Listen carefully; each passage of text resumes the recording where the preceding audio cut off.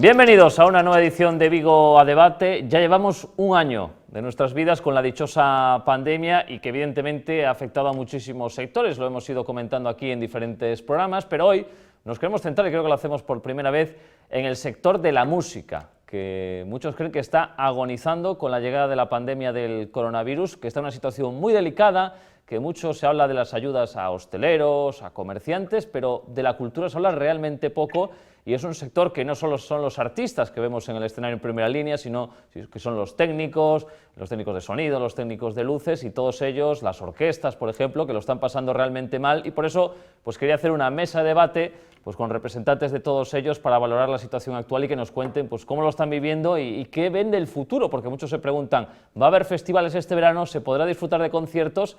Y todos tenemos muchas incógnitas al respecto. Así que vamos a saludar a nuestros tres invitados en el día de hoy. En primer lugar, al gerente de la Asociación Galega Músicas ao Vivo, Manuel Alonso. ¿Qué tal? Muy boa tarde.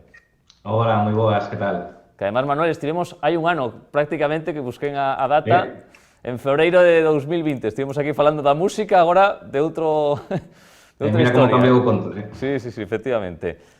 También tenemos con nosotros a dos miembros y componentes de la banda Broken Pitch, Lara Rodríguez y Pepo González. ¿Qué tal? Muy buenas tardes a los dos.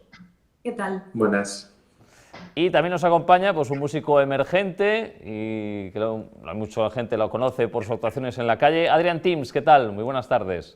¿Cómo estáis? Buenas tardes. Pues una vez presentados todos, pues en primer lugar haciendo una radiografía de la situación, Adrián y evidentemente Lara y Pepo un poco más a nivel personal, pero en primer lugar, Manu, empezamos contigo. Cuéntanos a nivel de los asociados de Músicas ao Vivo, cómo se ha afectado y las consecuencias que está teniendo la pandemia para todos vos. Bueno, pues como vos podéis imaginar e como é fácil comprobar, pois a crise do coronavirus pois afectou ao tecido da música pois nun grado pois casi total, casi absoluto, con paralización durante moitísimos meses de toda a actividade e con moitísimos problemas, ¿no? Que seguimos arrastrando, con moita incertidume sobre o que se vai a poder facer, o que non se vai a poder facer, os espazos que van a abrir ou os que non van a abrir.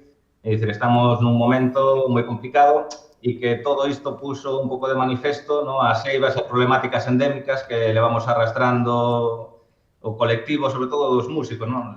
Todo o sector da industria musical, se pode chamar industria, ¿no? Que é algo que collo moitas veces con pinzas. Sí que é unha industria, pero ás veces parece que lle ponemos antes o nome que os alicerces onde se ten que asentar, ¿no? E isto, toda esta crise, pois, puso de manifesto, pois, toda esa problemática histórica, esas eivas históricas, sobre todo, nós estamos moi centrados na problemática da contratación de artistas, hai moita irregularidade, moito descoñecemento, tanto por parte de programadores, de institucións, dos propios músicos, non? Que non parece que non afondan, non queren facer ese esforzo na súa dignificación e profesionalización, e nós estamos intentando pois que agora, con esta situación tan complicada, pois polo menos que se poñan pois esas pedras, eses alicerces no que construir un futuro pois mellor se pode ser, non? Sobre todo, intentar sair o máis rápido posible desta situación. Hai que ter en conta tamén que nos últimos anos a música ao vivo un pouco é o que mantiña as estructuras, os grupos, non? Digamos que é onde se monetizaba e onde se podía sacar algo de rendemento, non?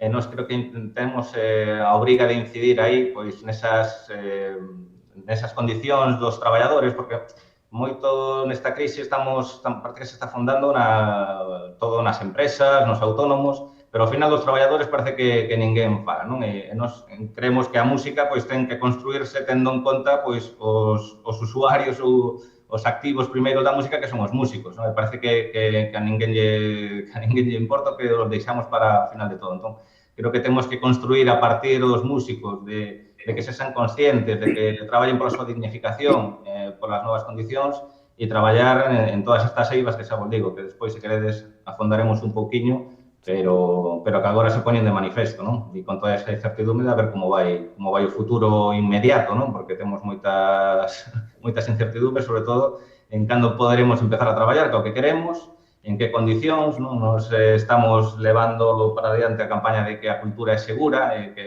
pois, con respecto a outros sectores, pois parece que estamos un pouco maltratados.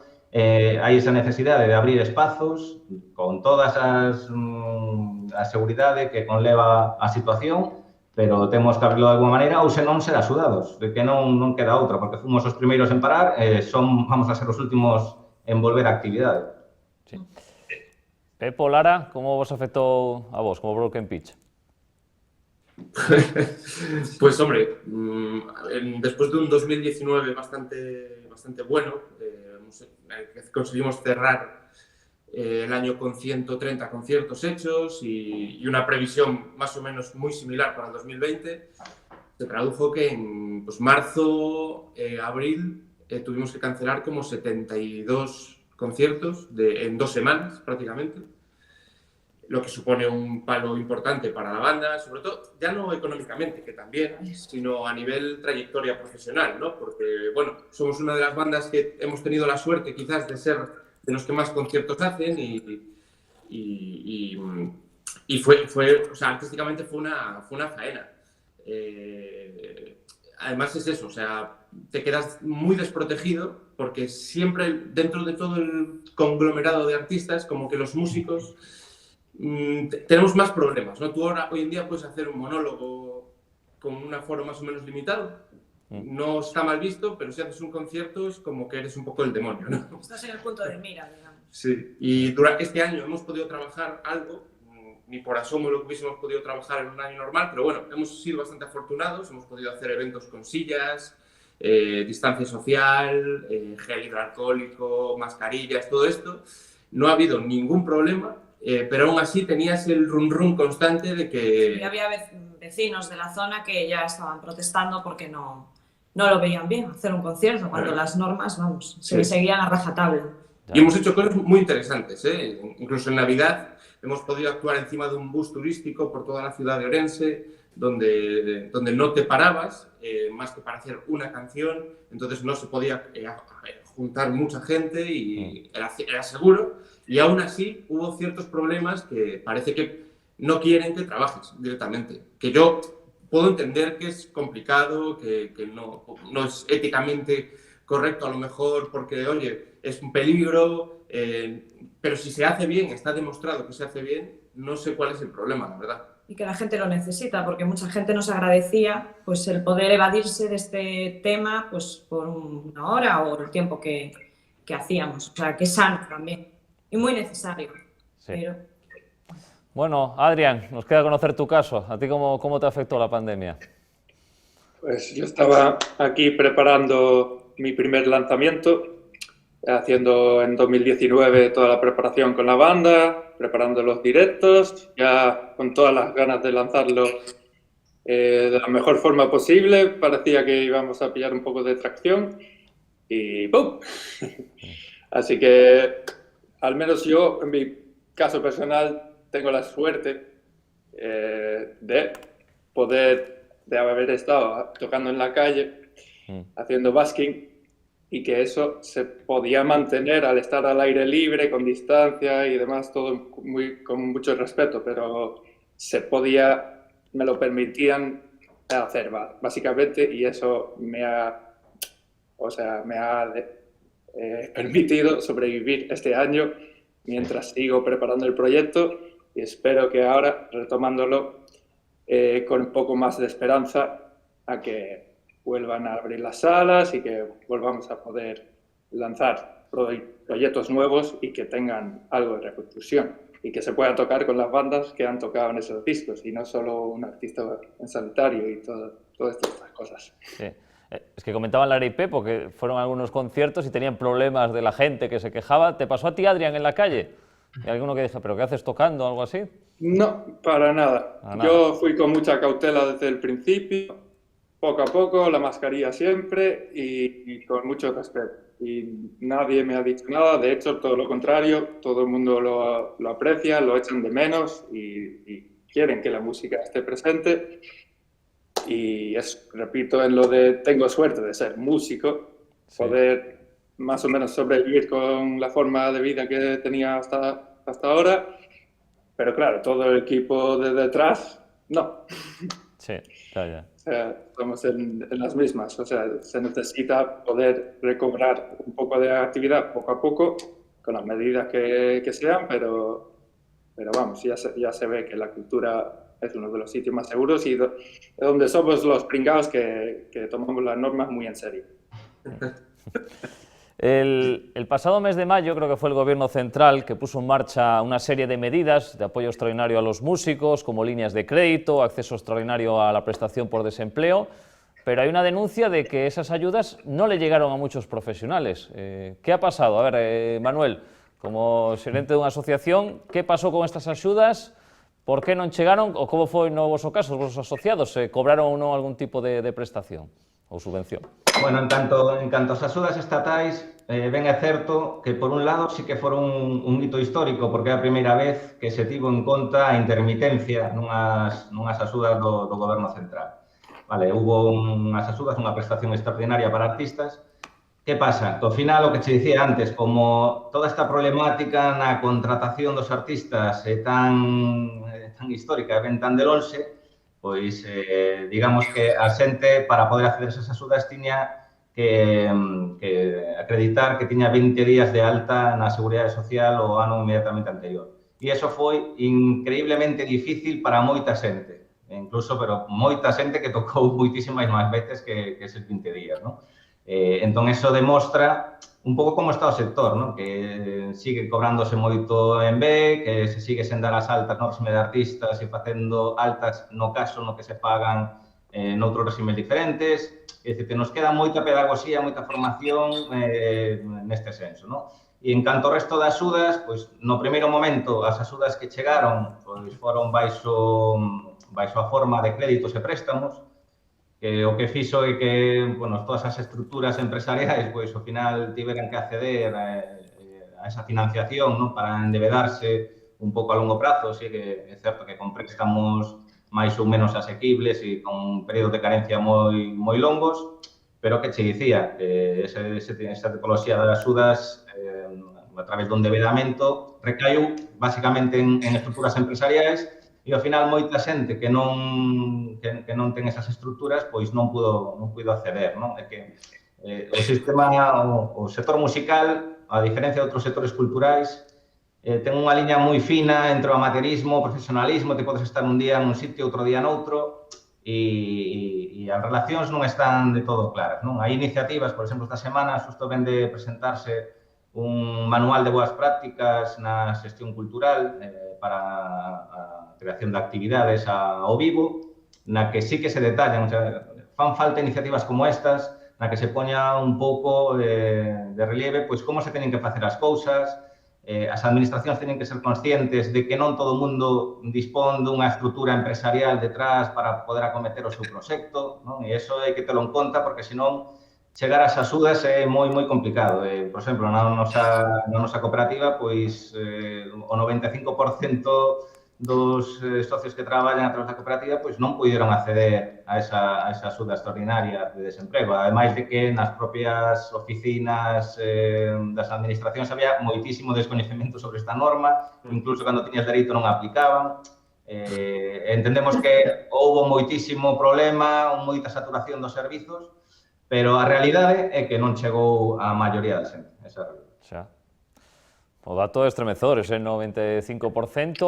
En el caso del Broken Pitch, por ejemplo, ¿vosotros solicitasteis algún tipo de ayuda? ¿Cómo fue este proceso? Porque claro, al final no podéis ejercer vuestra profesión, o una parte de vuestra profesión, digamos. Sí, o sea, nosotros nos quedamos como a cero, a expensas un poco de saber qué iba a pasar con el 2020, ¿no? Pudimos acceder a las ayudas porque, bueno, llevamos 10 años con la banda, tenemos, como decía Manuel, nosotros sí tenemos una estructura empresarial que nos podemos permitir darnos de alta como artistas en cada actuación, poder facturar nuestras actuaciones y hacerlo bien, ¿no? De hecho, es una lucha que llevamos muchísimos años intentando defender, ¿no? De que hay que dignificar la profesión y eso tiene que empezar desde el músico. Si no empezamos a hacerlo nosotros, muy difícilmente la gente lo va a hacer por nosotros, ¿no? Entonces, todos necesitamos esa ayuda, pero era muy difícil pedirla sin haber aportado antes lo suficiente, ¿no? O por lo menos lo que te correspondería. Nosotros tuvimos la suerte de que varios integrantes del grupo pudieron solicitar la prestación, por ejemplo, de artistas, dado que podían acreditar de sobra las altas. Aún así no fue fácil, ¿eh? O sea, te exigía conocer un poquito cómo funcionan los mecanismos de la seguridad social para poder solicitarla y que te la concedieran rápido. Y como él bien decía, que no tienen mucha idea sobre Sí, este sí. tema, entonces era muy difícil No, llegar a Sí. eso. Te la tienes que pelear tú y que yo hasta cierto punto creo que es sano saber un poco de qué va tu trabajo, ¿no? O sea, no solo tocar, sino también saber, pues eso, las gestiones administrativas que tienes que hacer. Es que no quieres, que no puedes permitírtelo. Pues tienes gente como Músicos a Vivo que llevan años luchando por nosotros y te ofrecen una solución fácil para poder hacer las cosas bien. Entonces, ya te digo, nosotros pudimos disfrutar de algunos de esos beneficios insuficientes, lógicamente, porque eran unos meses de carencia, que nosotros somos como vivimos de la cosecha, ¿no? O sea, trabajamos mucho durante una época y estiramos ese dinero pues hasta que vuelves a generar, ¿no? Entonces, claro, una ayuda pues que en su mejor caso eran de 700 euros al mes, que es dinero, no lo voy a negar, pero bueno, claro, tienes 3-4 meses esa ayuda y luego búscate la vida, ¿no? Pues hombre, una empresa, nosotros, pues imagínate, de 130 actuaciones anuales con sus 130 altas, hombre, no te voy a decir que merezcas más, pero no es muy justo, porque nosotros para poder tener 130 actuaciones exige una cantidad de trabajo, tanto de gestión con los clientes, gestión artística, lógicamente, para ofrecer cosas interesantes, y un trabajo off the record, digamos, ¿no? De preproducción, que te lleva todo el año directamente. Y eso no se traduce en altas muchas veces, pues porque nuestro trabajo es errante y es día sí, día no, vamos así un poco dándonos alta y baja, en un régimen que además es más caro que el régimen general y bueno, o sea, no me puedo quejar porque sí que es cierto que por primera vez en la historia hemos estado amparados en algo, pero, hombre, Manuel lo puede saber mejor que yo, pero a nosotros nos llamó muchísimos amigos preguntando cómo iba el tema, porque sabrían que estábamos un poquito más enterados o no, quizá un poquito más de profesionalidad. Y claro, te encontrabas con muchísima gente que a lo mejor hacía 60, 70 actuaciones en un año y que tenía 3 días cotizados. Entonces, claro, ¿cómo le dices a esa gente que no se lo merezca? No que no se lo merezca, sino que son ellos los que tienen que empezar para que podamos continuar el resto, básicamente. Sí. Pasou iso, Manuel? Botaba fome o teléfono? Pois sí, tal cual. Que aparte te encontras con moitísimas casuísticas, aparte de todos os ámbitos, dende xente que leva tocando 30 anos nunha verbena e que ten cotizado ano e medio, e dai todas as casuísticas que te podas imaginar, non? E eu creo que sí que pode ser un punto importante para concienciar, o que decía Pepo, concienciar aos músicos que temos que ser os primeiros en exixir que se nos contrate ou que vayamos a tocar os dereitos e as obrigas que nos asisten como traballadores, non? Que non queda outra. Pero que agora, polo menos que podemos ver, pois que todo isto ao final ten consecuencias e que é necesario ponerse serio e regular a nosa actividade como traballadores, non queda outra. Adrián, en tu caso, ¿cómo es todo esto? Porque, claro, al final es una persona individual, se queda sin conciertos, no puedes generar ingresos y sobre todo también cómo le afectó a tu banda todo esto, en el tema económico. Pues sí, claro, como estábamos justo empezando a intentar buscar esta estructura empresarial de buena forma, incluso ya hablé con Manuel para empezar con los primeros conciertos. Intentamos preparar ahí todo bien, pero cancelado, por supuesto. Pero sí, estuvimos ahí preparando todo esto. Y entonces, como bien dice Pepo, con pocas cosas en los papeles, pues no es como si no fueras músico, no estás ejerciendo la profesión al tiempo completo, entonces no te corresponde nada. Entonces a mí pues lo mismo de antes. Pude sobrevivir tocando en la calle al menos. Sí. Así que, y mi grupo, pues algunos consiguieron la ayuda porque tienen bastante más conciertos, porque tocan con muchos grupos, pero otros justo estaban al límite y tampoco se la dieron, por ejemplo. Entonces, y tampoco fue una cosa de muchos meses y luego estaban en la misma situación. Ahora no te la damos, pero no hay bolos tampoco, pero entonces es un poco el pez que se muerde la cola ahora mismo. Y para, en tu caso, una persona que quiere meter la cabeza en este mundillo, ¿es difícil hacerlo con esa estructura empresarial que estamos hablando, con todo regular? Tampoco vamos a decir nombres ni nada de gente que a lo mejor pues dice no, yo te pago en B y sin que quede nada cotizado. Entiendo que eso es complicado a los inicios. Te pregunto, Adrián, si... Exacto, o sea, nadie te conoce, no puedes cobrar una cierta cantidad sin que te miren mal y todas esas cosas al principio, entonces todo el mundo empieza aceptando lo que puede mientras va creciendo y mientras va preparando esta estructura para hacerlo bien y la cosa es que aquí ahora mismo parece ser que eso es eterno, o sea, ya decía Manuel, ¿no? O sea, gente tocando 30 años y todavía no tiene esa situación, eso sí. No tiene mucho sentido, pero bueno, a ver si con esta situación al menos algunos cambios empiezan a hacerse ahora. Sí. Acabo de dejar buena pregunta ahora a Adrián. ¿Creéis que esto va a cambiar a partir de ahora? Dejo abierto a quien quiera intervenir primero, que vosotros como músicos vais a decir, bueno, esto tiene que cambiar y no podemos seguir hasta como estábamos ahora, ¿o creéis que al final todo va a tender a volver al estado que estaba anteriormente? Yo creo que, o sea, debería cambiar, pero somos capaces de tropezar con la misma piedra más de 2 veces. Entonces, todo lo que cueste dinero es complicado. O sea, decirle a un músico que de su caché, que se va a ganar un día porque tuvo la suerte de cerrar un bolo, tiene que gastar que si 30 euros en una alta mínima, que si 40, es complicado. O sea, es un tema que tienes que concienciar a la gente y al final nosotros somos nuestra peor competencia. O sea, somos los que nos hacemos la faena nosotros mismos. Porque nosotros siempre intentamos, por ejemplo, hablar en grupos, en plan, vamos a mantener unos cachés fijos, no cobres a alguien A, a alguien B, a alguien C, porque al final no es bueno para la profesión y es como que todo el mundo dice que sí, pero luego... a ver, todos conocemos casos que van a tocar por cervezas, me refiero.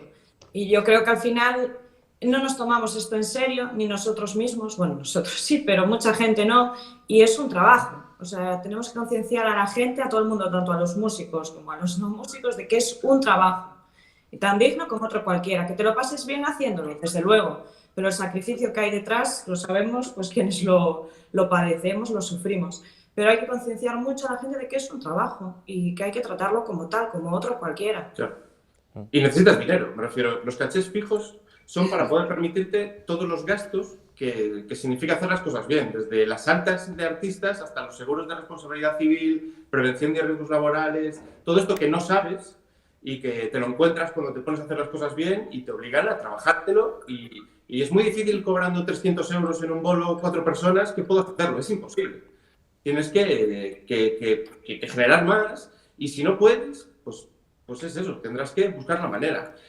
Si yo cobro 1.000, 2.000, 3.000 euros, pero luego hay otra persona que va a hacer el mismo trabajo que yo, gano en cuestiones de si somos mejores o peores artísticamente, el mismo trabajo, actuar durante 1 hora y media por 300 euros, nos estamos haciendo una competencia desleal.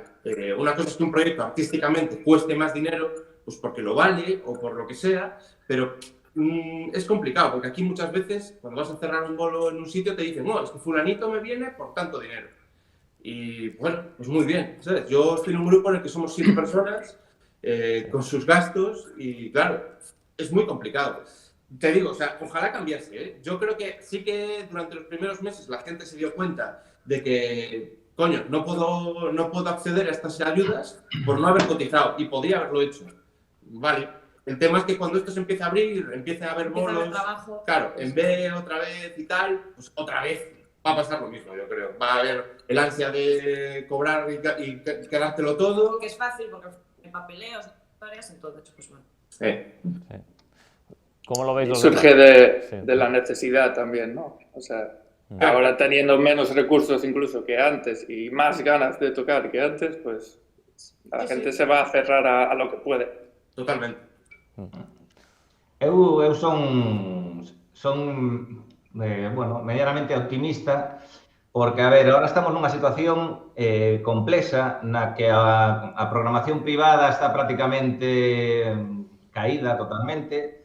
Digamos que nós o que falamos tamén coa administración é que este ano e seguramente o que ven a contratación pública, a administración pública ten que facer un esforzo para o mantemento da programación cultural, non? A ver, o acceso á cultura, non reivindicamos tamén que a cultura sexa tida en conta como un ben esencial, hai que pois, darlle acceso á cultura a xente, non? Que é un dereito fundamental, pero tamén valorando o traballo, non? Que vimos tamén de décadas de, pois, desa concepción cultural da gratuidade total e demais. Pero bueno, eu creo que con toda esa, ao final se fai toda esa programación un pouco tirando da administración pública. A administración pública cada vez sí que, digamos, que solicita máis este tipo de historias, de comprobación, ainda que non sempre. Temos que os propios músicos tamén ser aí quen meta o dedo tamén para que a administración pública sexa esa quen controle, que con cartos públicos se fagan as cousas ben, se fagan contratacións como teñen que facerse, etcétera, etcétera.